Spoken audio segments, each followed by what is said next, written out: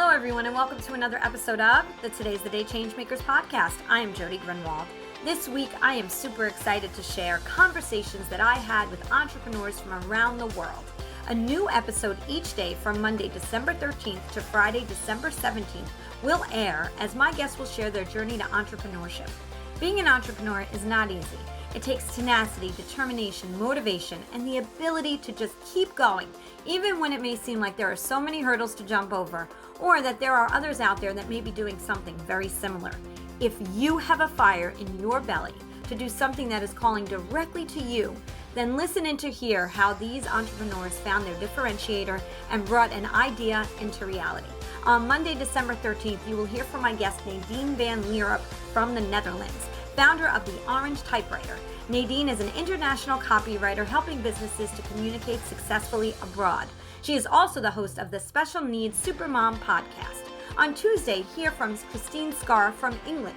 She shares how she left being a full-time architect to start Kvist Interior Designs and the newly launched Kvist Boutique. On Wednesday, Joanne Colella from Arizona talks about how she went from being an editor-in-chief of 5 monthly magazines to starting her own communications business. On Thursday, take a trip with me to Dubai, where Nadine Soa shares her Where's Home journey and how she helps expats relocate. Then finally on Friday, join Charlotte Lester from the UK as she talks about her Burnout Slayer toolbox. We all know someone who has experienced burnout. If we haven't experienced it ourselves, she has tools that can be of assistance to all of us. These are 5 entrepreneurs who have decided it was time to control their destiny. Listen in to hear stories of inspiration that actually may inspire you to make today the day that you take steps towards reaching your entrepreneurial goals. Please subscribe to the Today's the Day Changemakers YouTube channel or stream this podcast on all streaming sites. Visit todayisthedayliveit.com to learn more about our upcoming International Changemakers Forum. It is time to challenge ourselves and disrupt the status quo. This is an international networking opportunity along with 6 Ignite Your Spark live breakout sessions with over 30 of my Changemaker guests who are leaders, CNN heroes, TEDx speakers, and more. All of this will be done via Zoom on March 24th. You do not want to miss this inaugural event.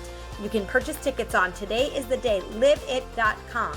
Again, visit todayisthedayliveit.com and follow us on social media at todayisthedayliveit. The views expressed by all Today's the Day Changemakers podcast guests are their own. Their appearance on the Today's the Day Changemakers podcast does not imply any endorsement of them or any entity that they represent.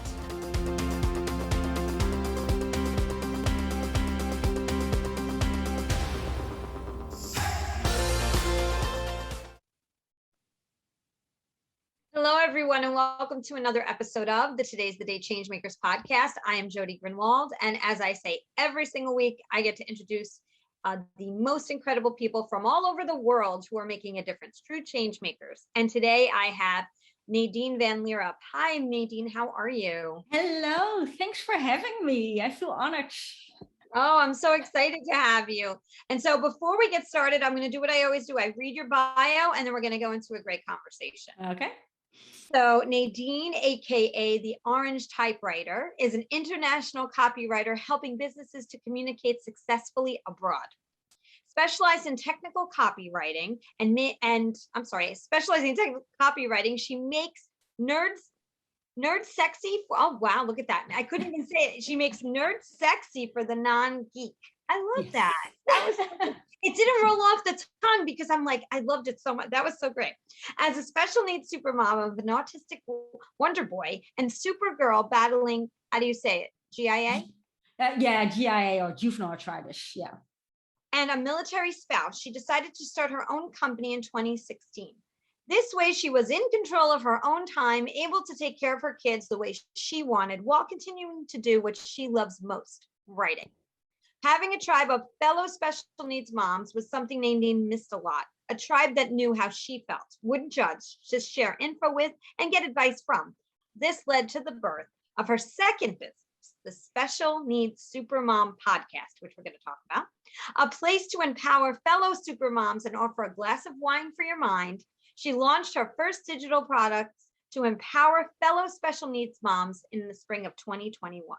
It is all of the above, as all of the above is not enough.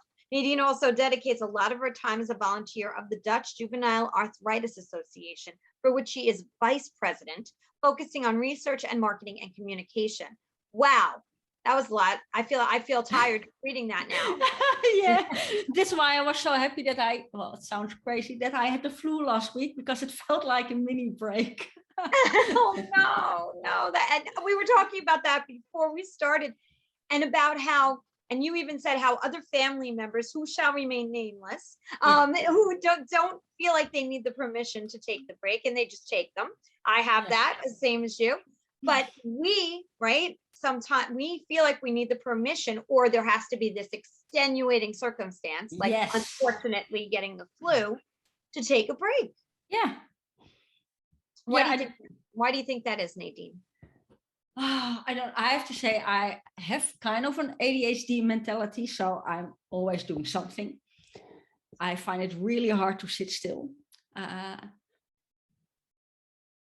So yeah, I like to be occupied. I like to do stuff. And if I don't do something, I just feel guilty, because I could do this, I could do that. Maybe somebody needs my help. I should work on, the website of the Juvenile Arthritis Association. I could, even if I'm not working on my business, I could and maybe should help somebody else. It's that shoulding. I was starting coaching, when I went back to school, stop shoulding on yourself, because we should all the time. We should be doing this. We should be doing that. And that guilt. But I wonder if you have the same thing I do, because I didn't think I had ADD. And as a kid, now when I look back, I think I totally was just not diagnosed. And probably ADHD, because I'm known to everybody as the tornado in my family and friends.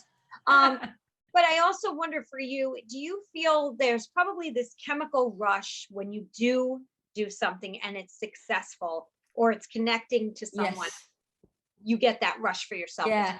And I have to say, I also like that rush. I did a school of journalism. So, when you're working for newspapers and working late in the evening and the press is rolling, you get that deadline rush. I also kind of like that feeling. It's kind of addictive. But yeah, I shouldn't feel that rush anymore. But I still love deadlines. I do the best work when there's a tight deadline and something seems impossible and has to be finished like yesterday. And the good thing is I can set myself to it. But the downside is, if I, officially should do nothing or, take a break, it's a bit hard because I'm kind of restless by nature. Yeah, no, I understand. So for all those listeners who are type A personality, you're not alone, or have ADD, ADHD, we know it, we understand it, we feel it. Just know that there are people out there with you. But Nadine, I think people are probably wondering, where are you coming to us from? Because you have a definite unique accent, and I love it so much. I love interviewing international guests. So where are you coming to us from? I'm from the Netherlands. So this tiny country in Europe. That's tiny but mighty. But we're an expat family, so we lived all over the place. My kids have this lovely Midwest Kansas accent. So they have no Dutch accent at all, but yeah. So where are you originally from? Are you from the Netherlands? Yes, yeah. I'm from the famous flower bulb area. So all the tulips and where people are visiting the Netherlands for, I'm from that area. I always was surprised that foreigners would take photographs of our garden because we had all these tulips and daffodils, but that's kind of normal in our country. Yeah, I didn't even think of that. See, something I didn't even think. And what about your husband? Is he also from the same place as you? Yes, same area, yeah. That's awesome. So copywriting, writing, being able to share stories, that's your passion, as well as your podcast. And then, of course, volunteerism. So did you always think that you were going to be this successful entrepreneur? No, I actually, because my dad had his own business and I saw the hard work and the hours, and I was like, I'm never going to do that. I'm going to have a corporate career. And I have to say, I loved the corporate career. I always worked in international companies. And I always loved being a part of a big team and accomplishing things.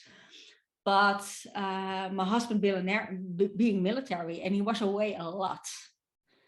And we had 2 small kids. And because I'm a copywriter, I can do that from anywhere in the world, of course.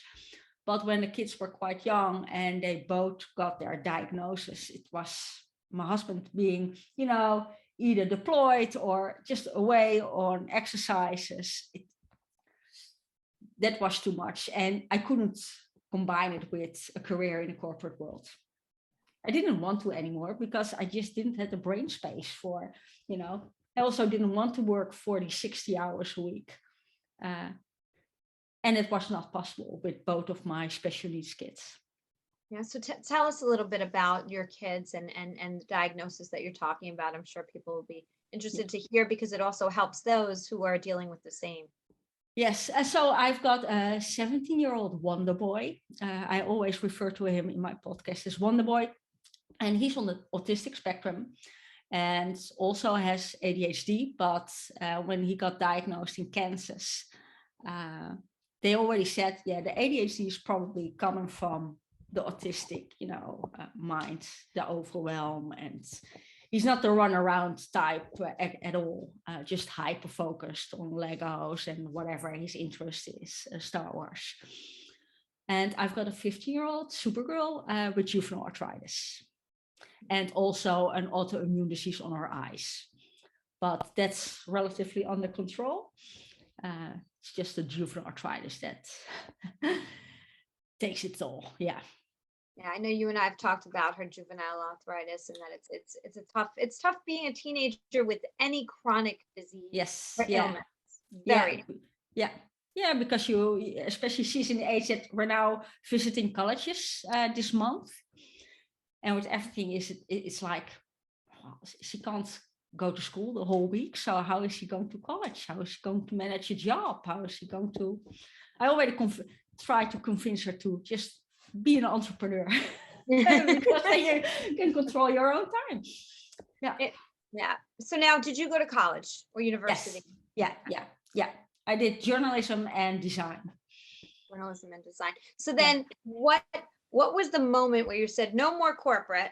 I don't want to do that anymore. I want to go. This is where I'm headed. This is going to be my path. Well, we went to Kansas, Fort Leavenworth. There's a big military base there. My husband got invited to follow an officer's course, I would say it, for 2 years. So I stopped my career at that moment, and I was already struggling because there was something with Wonder Boy. Couldn't manage it really. And when we were in Kansas, I was a volunteer for the US Army. I taught English. And then we went back, and my husband was going to be deployed. He was not home during the week, even before that. We had 2 kids with major problems, and I was invited, or somebody asked me, can you please come work for me? But it would be 40, 60 hours a week. And I went like, we were able to afford it. Both the kids had a lot of problems. We were just transitioning, going back from the Netherlands, from America to the Netherlands. Yeah.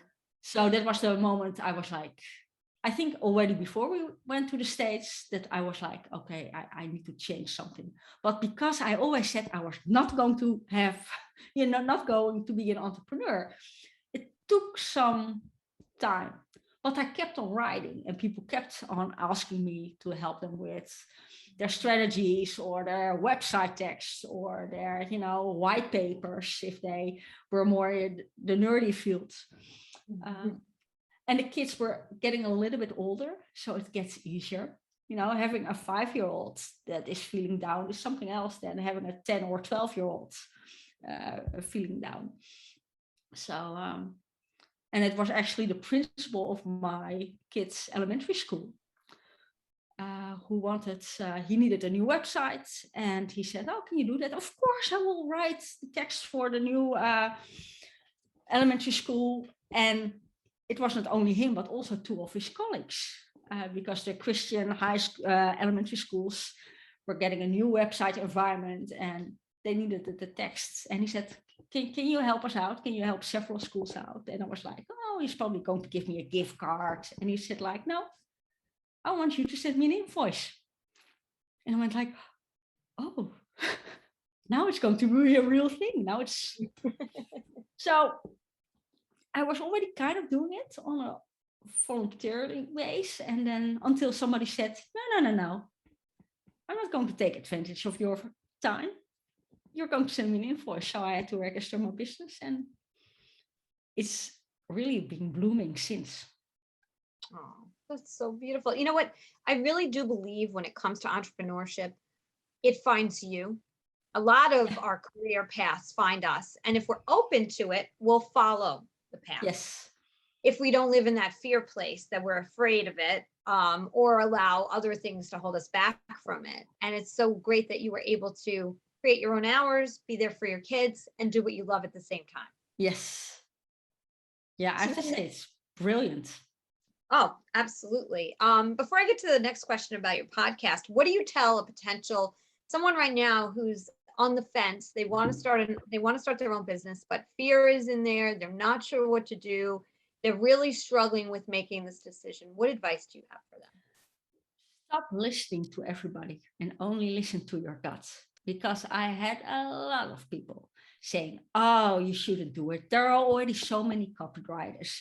Oh, why should you call yourself the orange typewriter? Everybody had kind of negative feedback on it. Or I should do it this way or that way. Don't listen to anybody. Just, if you're on the fence, I'm not going to say being an entrepreneur, I love making my own hours. I'm a night owl, so I love working late at night. But you have so many people giving you advice how you should be an entrepreneur and how it should look like. But it can be any way you want. You can rent an office if you really like that or need it. You can work from home if you like to work from the kitchen table. There's no one way of being an awesome entrepreneur. There's no one way in how you can make money. I think the most important thing is you have to love what you do. Yeah, absolutely. With that is so true. Life is too short to wake up every day and dread what your next 8 to 12 hours are going to be like. Yeah. And I've been there. I've done that. I think many of us have. But it's so it's such a relief. I think the one thing I have to say, Nadine, that I really want to see happen in the world is when people are doing what they love, they're making the same amount, if not more, than their corporate jobs. Because a lot of people won't leave their corporate jobs because their fear of not being able to make as much as they were. And unfortunately, that is what goes on in many cases. And I'd love to see that change. I think that's important. So how is the name, since you brought that up, how is the name built? I know you and I talked about it, but I want you to share how Orange Typewriter came up. I thought it was a great story. Well, my grandparents had a typing school. So I actually, you can't see it on the podcast, but in my background, I've got a really old typewriter. I see it. Grandparents. And my dad had a printer business. So I've been surrounded with paper all my life. So typewriter, I just knew. I didn't even have to think about it. Typewriter was in my head. It had to be in English because I have a lot of international connections. I've always worked in international corporate business environments. And orange is a reference to the Netherlands because the royal color, the color of our kingdom, really, of our royals is orange. Their last name is of Orange. So it's a link to the Netherlands. It's a link to my orange red hair, but it's also a link to my ADHD kind of personality, like Tigger from Winnie the Pooh, who is orange and who bounces all over the place. That's my energy as well. So it's a combination of that. That's a great story. And I think it's wonderful because a lot of times you'll say, okay, what made you think of that? And sometimes it's just they like the word or whatnot, but you've got reasons behind it. So yeah, but it just, I don't know, came to me. It sounds really quirky, but yeah, it just came to me really. And I just liked it. And there were so many people saying, the typewriter, that's so old fashioned. You shouldn't do that. Or it's in English, you shouldn't do that. Why the color orange? you should name the company like you want to. You know, if you like it, you can sell it. That's I agree. Yeah, I totally agree. You could sell anything you believe in, without a doubt. Yeah. So tell everybody about your podcast and how you launched it, you know, because I know for launching this was just so hard to get to the point of launch and believe you could do it, what it's about and where they can find it. Yeah. So my podcast is called The Special Needs Supermom because, you know, I am a special needs supermom, and I think you don't even need to be a special needs mom, but all moms, we have this superpower. And I just liked that title. I always make little doodles of myself. So I just came up with, you know, my little mini me is the special needs supermom. And if you want to find it, you can find it on all major podcast platforms, Apple and Stitcher, iHeartRadio, Google, etc., etc. And it really is, I really refer to it as a glass of wine for your mind.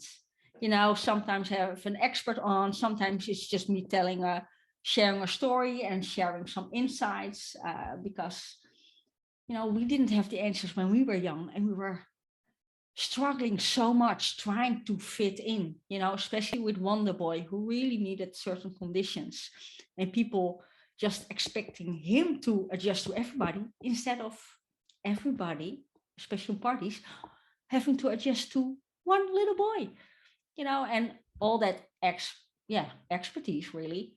I share that now to also make it easier for fellow moms, but also to let them know they're not alone. And even when you're 17 years in this process, it can be fun and it can still be really hard, you know, when the next phase of life starts. So it's, we share stories. Sometimes I have fellow special needs supermoms on, and I've got a Facebook group now as well, Special Needs Supermoms. And that's a private group. So, you know, we can share tips and share stories that sometimes the outer world don't understand. Because today is actually the National Day of the Caregiver in the Netherlands. And I was invited last weekend to a special event. And one lady had a song and it said, raising you is sometimes feels endless, like an endless journey, but it feels great at the same time. And it's really, and I went like, oh, how can you say that? But yes, sometimes it feels like that you're on this endless journey and there's just no light at the end of the tunnel. And then the next morning, something funny happens and they give you a hug and all is well again. But yeah. And I think you need to be a special needs mom to kind of understand that grief that you sometimes have and being scared all the time. Yeah, that's hard. That is hard. And you know what? I feel like probably it's kind of more like a group hug. It's the glass of wine on your podcast, but also the group hug from all the moms supporting each other, without a doubt. So when you were moving into the process of thinking about starting the podcast, what was your thought process and what made you take the leap to do it? Oh, wow. Well, what actually got me going was getting out of my house, because if I stay here, I don't get anything done because there was always family members. So I actually had a business event in Florida. And just before the whole world shut down. So I was lucky to come back in time. But I had this whole week and I was already talking about it for like 6 months. I had this idea, I wanted the group, but I didn't want it only for people with autistic kids or people with just juvenile arthritis. I wanted it for all kinds of moms. So that's why it's super moms and not just autistic moms or whatever. And being on the business retreat, everybody there had a specific goal. And for me, it was crystallizing what to do and how to do it. And the people running that event actually just kicked everybody's But it was also called the Get Shit Done Retreat. It was literally called the Get Shit Done Retreat. I love it. That's awesome. And that's what we did. So I was there, and Maggie, who hosted it, together with Monica Delgado, they were like, oh, special needs. This person in the group has a special needs son. That person has a special need brother. So you can interview her. You can interview her. So there was no escaping.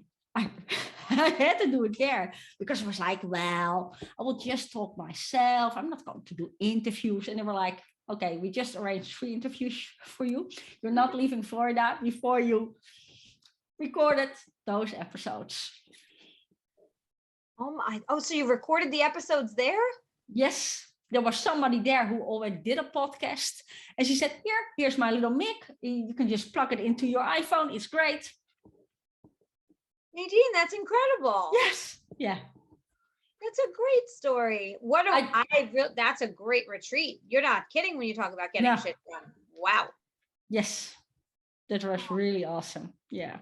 Yeah. What was your feeling when you were doing that first time? What were you experiencing at that moment? Oh, I was scared. I was like, oh my God. Oh, don't I sound weird? How is my voice? But after the first, because there were several of them were like me, supermoms. So it was just a natural conversation, really. And that's how I think how the podcast should also feel like, that you're like sitting in a bar and next to you is a table and you hear 2 women just chat about life. And that was supposed to be the intake. Anyway, low key, not too heavy, because we want to laugh as well, Yes, exactly. Yeah. That's how I feel here. I wanted to just be a conversation and take away all the armor that you have to put on to be that professional or whatever when you're walking into the office. Let's talk about humanity and who we are underneath all of that. And I think that's great. But I love that you did it then and there. Like, yes, my whole mantra is today is the day. So if there is no tomorrow and you can't go backwards, what are you going to do right now? Yeah, there was no room for procrastination whatsoever. They made you do it. Yeah, that's I was awesome. Like, oh, I'm going to be here and I'm just going to write the scripts. And they were like, no. You're going to record the thing. Okay. So how many episodes in are you at this point? I'm now in about 46 episodes. So I release a new episode every other week. Except last week, because I was sick and I felt really, really guilty. And then I went like, I don't need to feel guilty. It's my podcast. Why should I feel guilty about? So my next podcast episode is actually about, feeling guilty when you're just sick.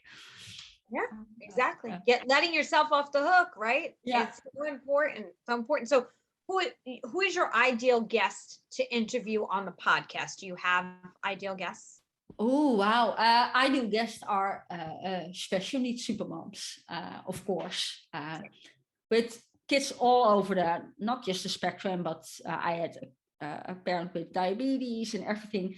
And really that they're already in the process a little bit longer. So they have good tips they can share. Not only their struggles and what they experience, but also have great little hacks, whether it's a happiness hack or just, how to deal with family on family holidays or how to handle hospital visits when it's not going well, things like that. And for that, it's ideal to have a more experienced supermom out there. How do people get in touch with you? People get in touch with me. You can find me on Instagram, Special Needs Supermom Podcast, and Special Needs Supermom on Facebook. But you can just go to the website specialneedsupermom.com and it will direct you to a page where you can find all the episodes. But you can also click to my regular copywriting business as well on that page. Which leads me to my next question. Who's your ideal client for Orange Typewriter? People that they have a great business, they just can't find the words. They just need help. finding the words, and they're okay with that. They're like, my zone of expertise is developing new software or, logistics. And I just want to hand all the writing here. Here you go. You know what to do. So there are most of the time more established businesses already, international businesses, because I specialize in, communicating abroad. Because if you have an international business, but your client is an American or your client is a German, that are two totally different cultures. And you have to know that. And I didn't really know that before I was an expat. We kind of the Dutch always joke about the Germans and vice versa, especially around soccer matches. And, America probably has that with Canada when there's ice hockey or something going on.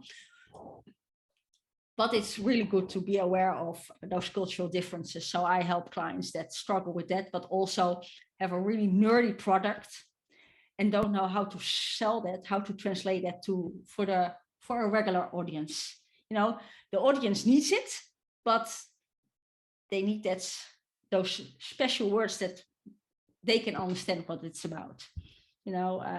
Especially if you have a software program, a consumer doesn't care how it is built. They just want to know what it does for them. Right. That's exactly right. So so I love that, right? Because your podcast, my podcast, internationally can be listened to anywhere in the world, anywhere. Yes. And so that's what's so great.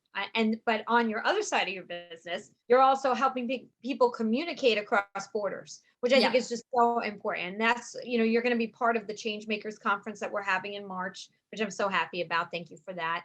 And I'm so glad to have your expertise as part of that, because again, as we try to bring audiences in from all over the world, everybody communicates differently. Could be the same language, but differently. Yeah.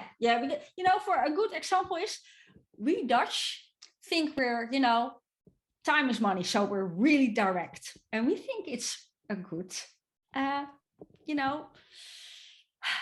good character trait. But it was not until I moved abroad as well that we realized, what we think is direct is called impolite in many other countries. And if you, for instance, do business in China, where doing business can take days, you have several dinners before you even talk about your product. You have to know that. Mm-hmm. You're right. Yeah. Culture differences, without a doubt. Yeah. That's awesome.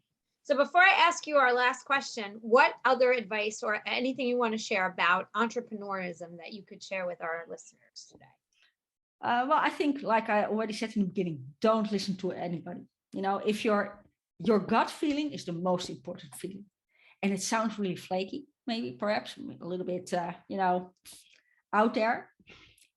But if you get happy tingles inside, that's a good sign. If you're like, kind of feel nauseous in a bad way, are you really doing what you want? Or are you trying to, live your dad's dream or live your business partner's dream? My other there's no one solution. You can do it however you want. At a certain moment, you saw on Instagram that a lot of people said, oh, you have to be on Instagram and Facebook and LinkedIn and Snapchat and TikTok. And no, you don't. Who has time for that? Seriously, focus on the channel you like. And no, you don't have to post 5 times a day. And no, you don't have to do reels and stories and regular posts. And just be yourself. Just be yourself. Quirky and all. I love that, quirky and all. That's But that is so true. You know what? You're giving such great advice. I feel, in my own opinion, because what you hear and when you listen to a lot of the experts, and I know they're experts for a reason, but they do turn around and say you need to be on all of these things and you need to post 5 times a day, and that in itself would so many people, I can imagine, just say, I can't. I just don't have the time. I can't do it all. And I don't do it all. I mean, I try to do at least once a day on a couple of things. There are days that go by that I miss. And if you miss it, you're not a failure. Yeah. You're working in another way towards your business. Yeah. So Yes. thank you. Yeah. And maybe a last add-on. If you have a little bit of money and there's a certain task you really, really, really don't like, hire somebody to do it for you. Really, you can, because the time you spend on creating that website while you actually really hate the process of doing that, the time you spent on that, you could have spent on finding new clients or creating new material, and in that way, the Dutch saying time is money. It is true. You could have done much greater things in that time. The first thing I hired was a bookkeeper, an accountant. And soon my son can take it over, so that's great. but yeah, if it's possible, hire out, get help. You don't have to do it alone. Yeah, and I will say one thing, right? Because I have a nonprofit and then also the for-profit. A lot of times, because I'm so connected to it, I don't write it the way other people will connect with it. Yes. That's why I love your business that you do, because the only way people connect is by what you put out there. Yeah. So you want to make sure you're running that information by someone that has that expertise to say, okay, maybe there's a couple of extra adjectives or things you need to add in here. And I'm sure that's your expertise. And it's so vital to a business. And it's so important. I'm so glad that you actually mentioned this, because it's so important. If you communicate, it should be your way of communication. If you have certain, what I said, quirky words in it, do that. It makes you unique. It makes you stand out. Don't try to. I remember my first business photo for my website was in a black jacket, and I looked all serious, because that's how a business owner looks like. And if people meet me in real life, they're like, "You're nothing like that photo. You're so much more energetic and fun and added." I'm like, ooh, So image-wise, don't try to have this corporate, boring, blah, blah, blah exposure. You get to be hired because of you. How you communicate, even if you have typos in it, of course, if there are a lot of typos, get an editor. But, have funny references to your hobbies. Have something that, talk about what makes you. Be yourself. Yeah, I myself was that person, just like you, buttoned up, always, trying to be what I thought other people wanted me to be. Yes. But that doesn't matter, because everybody's going to have an opinion, and you lose yourself in the process. Yeah. So that was really great. I love that. Those were all great tips. So Nadine, last question for today. If you knew then what you know now, and you were talking to your younger self, what would you tell? What would you say? Lessons learned, if you could go back in time, but you can't. We all know that. Follow your gut. It's the same advice, really. Follow your gut. Don't listen to anybody. Do what you want to do. It's your business. It's your way of life. It's your way of doing. Nobody else should make a decision about it except you. So it's to be true to yourself, right? Yes, absolutely. I love that. That's awesome. So tell everybody one more time where they can find you. You can find me on specialneedsupermom.com and go to Instagram, Special Needs Supermom Podcast. You can find me on all the platforms. And otherwise, check me out on theorangetypewriter.nl. Yeah, I love your website. It's a great website. So thank you. Thank you for being a guest and coming into being a part of this from the Netherlands. I love it. Yes, I love it. I miss America. So it's great to sometimes, I love it that we so easily have conversations all over the world. It's great. It is. Zoom is a wonderful thing and helps us connect with people. So thank goodness for that. That's for sure. And I'm so glad we got to meet through the Female Entrepreneur Association. So I want to give them some credit for, having a great platform where I get to meet, and you get to meet some really great people who are making a difference in the world by being entrepreneurs. So that's pretty cool.